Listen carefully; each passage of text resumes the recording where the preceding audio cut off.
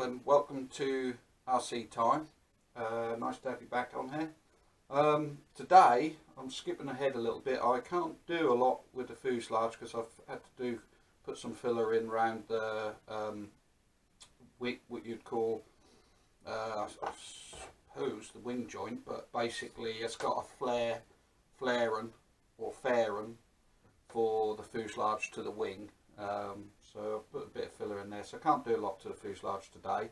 So I was looking for something to do, and I can start on the elevator vertical horizontal stabilizer. Vertical one I can't do today because I'm just waiting for some wood. So I thought I might as well just give these a little coat of, well, you call it glass, but it's fiberglass to a degree, but fiberglass on, as I said before, with Eze-Kote. So I thought I'd give that a go. Just get some on these and get us ahead, really. So I'm going to just do some. So I like this Eze-Kote. It's simple enough to use. There's no mixing, no messing about. Just tip some in a container. When you're finished, if you've got a lot left over, you can tip it back into the bottle. So there's very little waste with it, which is very handy because, as you know, when you're using resin, 2-pack resin, once you've mixed it, that's it. You can't really keep it, and you know, and it goes hard, and so anything you have left over is often wasted. So you're either using very little amounts and keep mixing as you go, or you mix enough for the job, or what you think's enough for the job, and any that's left over is wasted. Yeah. So, this much the same as resin. Difference is that I don't tend to use a brush when I use resin. I use just a scraper, and I just pour a little on. I ain't got a scraper here ever. You could do the same with this, but I find that this is okay with just using a brush. But let's have a look. Scraper there. So if I was now using resin, I would just tip a little on like that, and then I would use a scraper and spread it round, letting it soak into the fiberglass as I spread it. So,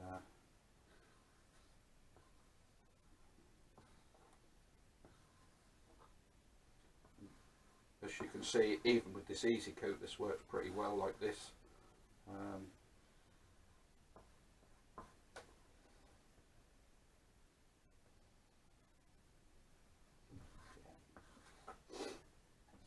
That's how I do it with resin, but with this Eze-Kote you don't need to go to all that trouble. You can just use a brush.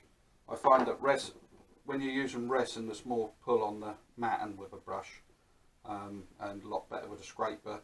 Also, once you get it so it's soaked for 5 minutes, 10 minutes, I'll then you'd use the scraper to make certain you get as much access off as you could, and then I'd use sort of toilet tissue to blot it with as well, and that will stop the ripple effect of the mat floating basically in the resin. So anyway.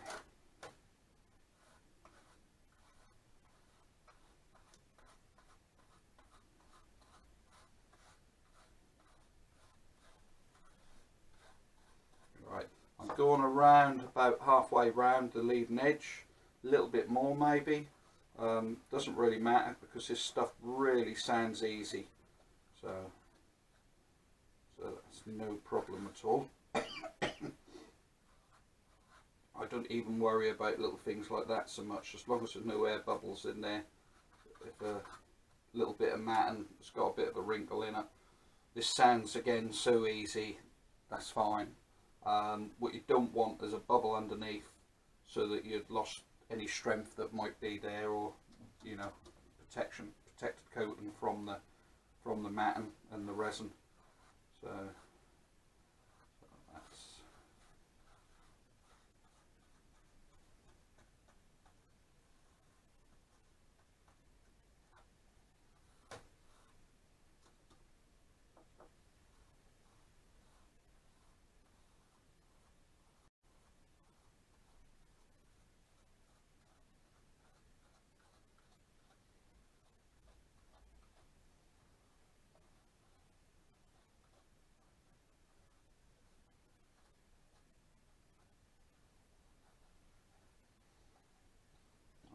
not too worried on this edge. This edge definitely not worried about. That's the glue edge where it goes onto the airplane. This is where the elevator goes onto the horizontal stabilizer. So I'll just take it to this edge. What I'll do, because this will have a lot more coats yet, is that edge I will probably just give it 3 or 4 coats of Eze-Kote and not worry about having matte on it as such. So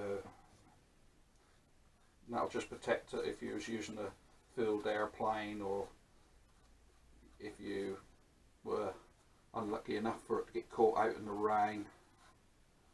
So.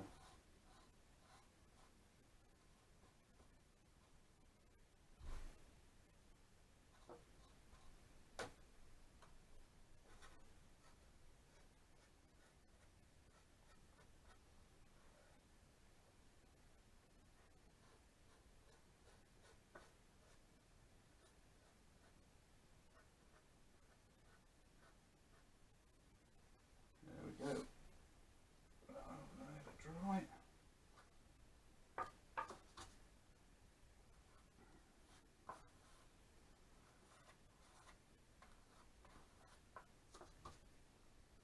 And another thing that is really nice about this Eze-Kote is drying times. This will be ready to trim and then either do the other side or another coat on this side, whatever you want to do. This will be ready to trim and do in 30 minutes maximum, probably even 20 minutes. So.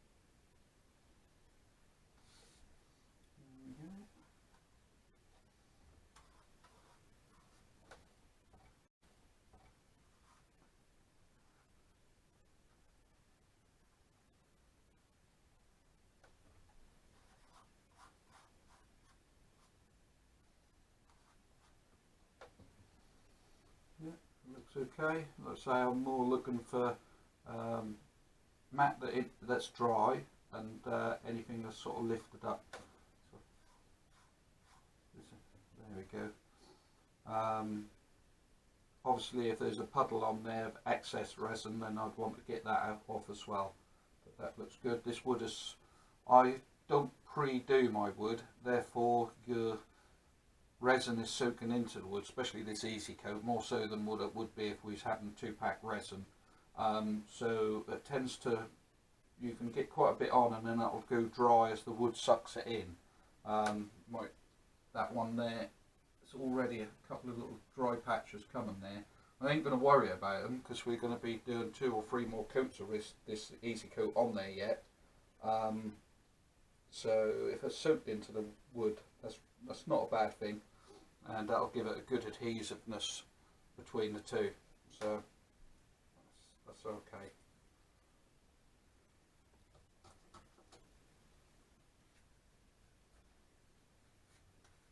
Now,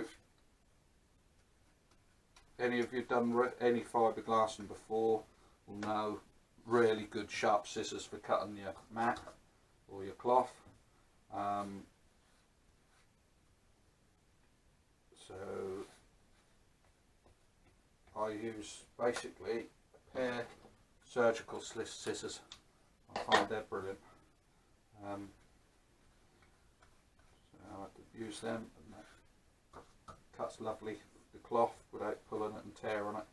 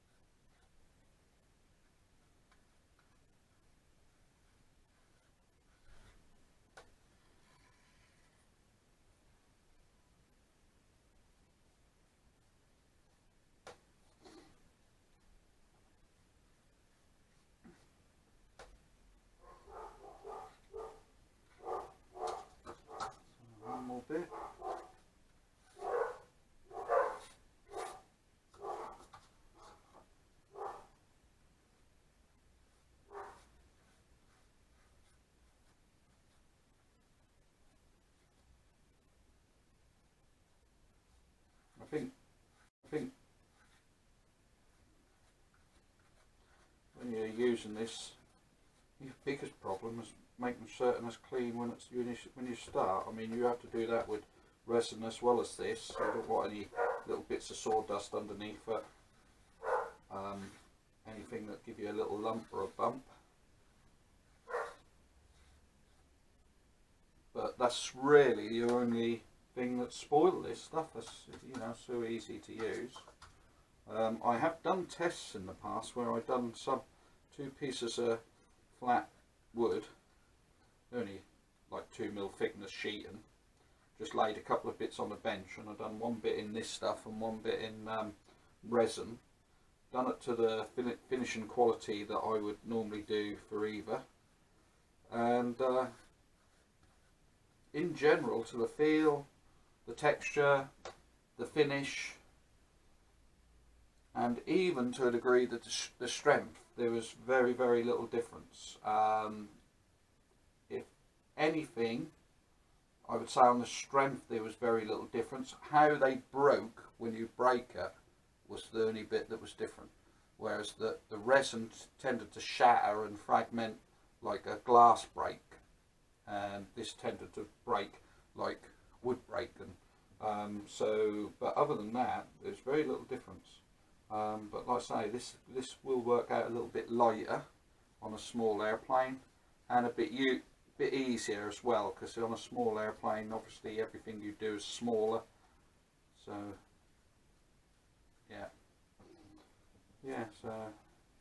so not a lot of difference. Like I say, I use this up on any airplane up to about 70 inches. Then after 70 inches I go over to a standard 2-pack resin. Yeah, I can get the quality of finish on this just the same as the resin. I like the resin. Once you're on a bigger area and a bigger surface, I do like the resin. So yeah. Right. Okay. A little left in there. Another easy thing about this is the brush clean out is just with using water. I'm not going to clean it out though, because that'll stay soft till this dry. Then once this is dry, I should probably sand it with give it another coat. So what I'm going to do is I'm going to turn off at the moment. Through the magic of editing, just an instant will pass for you. Not very good editing, I must admit, that's me. It's not something I'm good at. And then I shall have a cup of tea, come back and turn you on, and we shall have a look at this. Okay, so I shall see you in a sec. Hello, welcome back. You probably haven't been gone very long, but I've been an hour. This is all nice and dry now. I'm just going to show you now. Right, once it's dry, like I say, you could done this after 20 minutes. I've been an hour, but usually about 20 minutes. So now all you need is that's 240 grit sandpaper, and then just run that along there, and that'll clean this off nicely. As quick as that. Don't bother cutting it off with a knife. You can cut it with a knife, but that's just as easy to do this.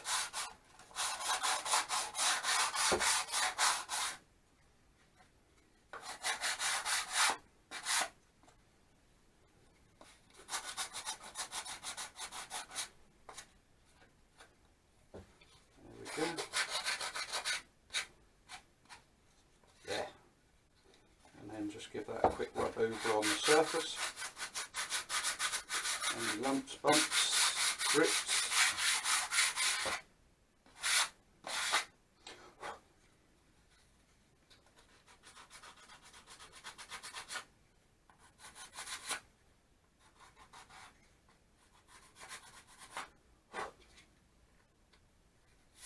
There we go, one done. Do another one. This one's a little bit rougher there, but actually all still just sand off.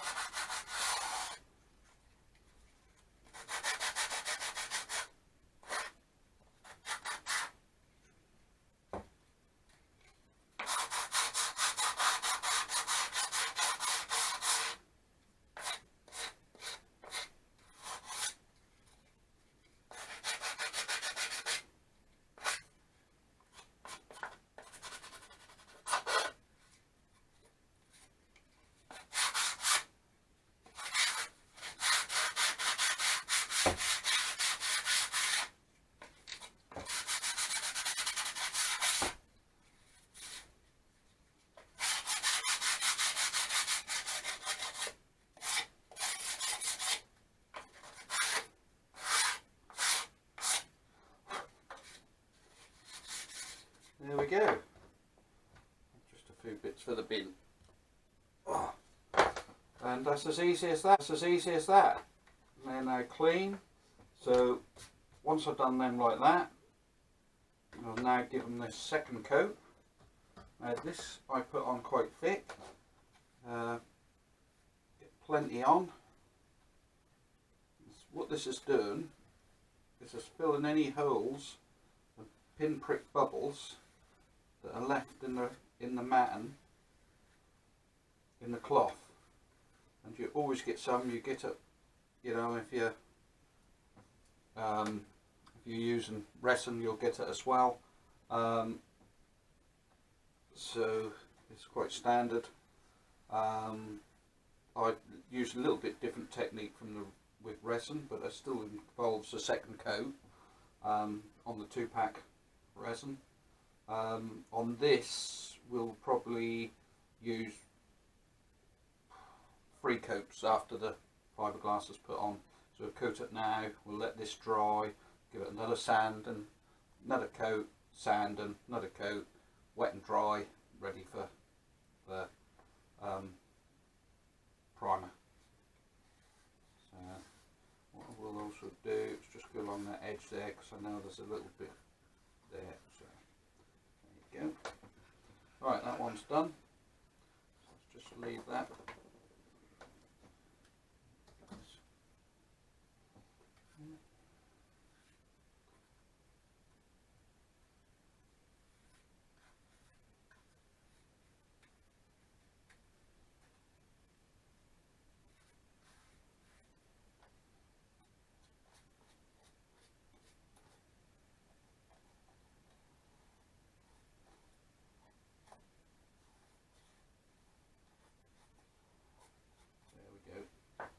Plenty on it.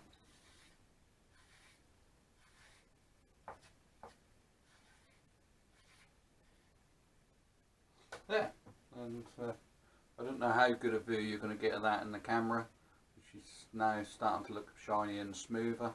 Like I say, that's going to be sanded and 2 more coats yet. So, and hopefully that will be starting to look a little bit like glass by the time we're finished. So there we go. Right, I shall get these other 2 bits done in the same, and I shall bring you back on to have a look on the next coat. Hello.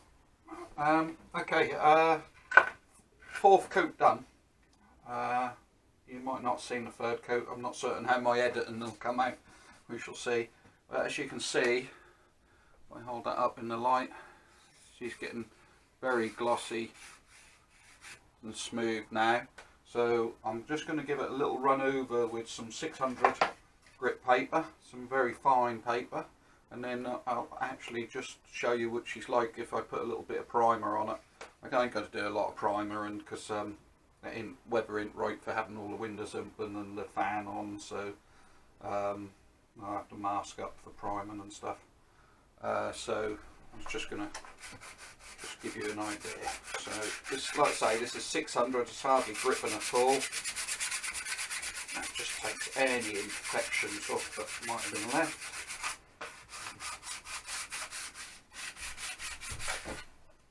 So, there we go.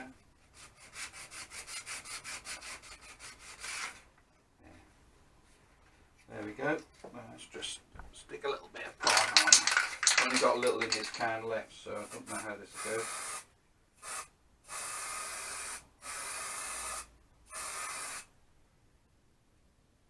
Yeah, there we go. Just let that dry a sec. Yeah, and that is a pretty good surface. Primer is good. That shows every pinprick, every little discrepancy.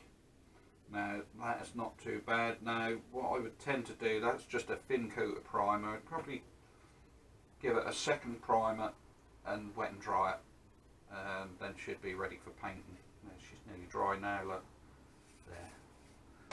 If you can see that, so yeah, that is pretty smooth and pretty flat. So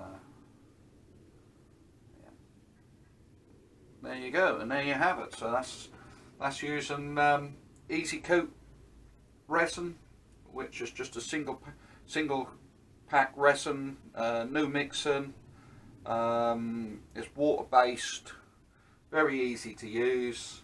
Like I say, I think it's as strong as using fiberglass. Fiberglass is not what gives your airplane the strength. Your framing and your skin, that's what gives it the strength. Fiberglass is basically what gives you the protection against fuel, water and the elements, and gives you the surface you need to get a good paint finish. I mean, if any of you have ever tried putting paint straight onto bare wood, it's a complete waste of time. So yeah, there you go. So, and yeah, that is a nice result. It's nice and smooth. There's a few little ripples there in the wood, but you're never going to see them once that's painted. But a bit of wet and dry and I'll take a lot more of them out anyway. Yeah. So I ain't got my wet and dry set up at the moment. If not, I would have done a bit of wet and dry. But right, I shall leave you there with that. I'm going to carry on because I've got fiberglass the other side of these yet, and I've got to carry on with them stabs, and I've got the rudder to do. So I shall sort of bring you back when we get to sort of the next stage, which how things are going at the moment. I shall be marrying the wing up to the fuselage. I need to get the wing up to the fuselage before I can put the stabilizers onto the airplane. Basically, it's a case of getting everything square and at the right angles and stuff. Now, don't get me wrong, you can have an aileron elevators, the vertical stabilizers, they could be like that. The airplane, you could still make it fly, but that's not how you want it. You want it right, the rudder's dead straight. So basically, I get the wing and the fuselage married together. Then we go with measurements for line of sight and make certain that the wing's right.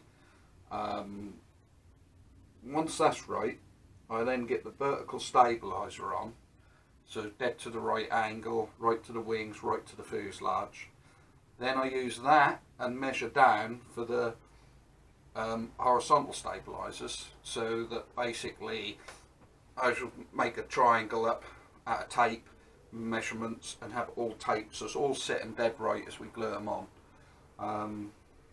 There's just static looks of the airplane. Yes, you could be a few mils off and the airplane would still fly, but we want the airplane to fly as well as possible, and obviously getting them right is going to make it as well as possible. I mean, the horizontal stabilizer has to be dead straight down the fuselage.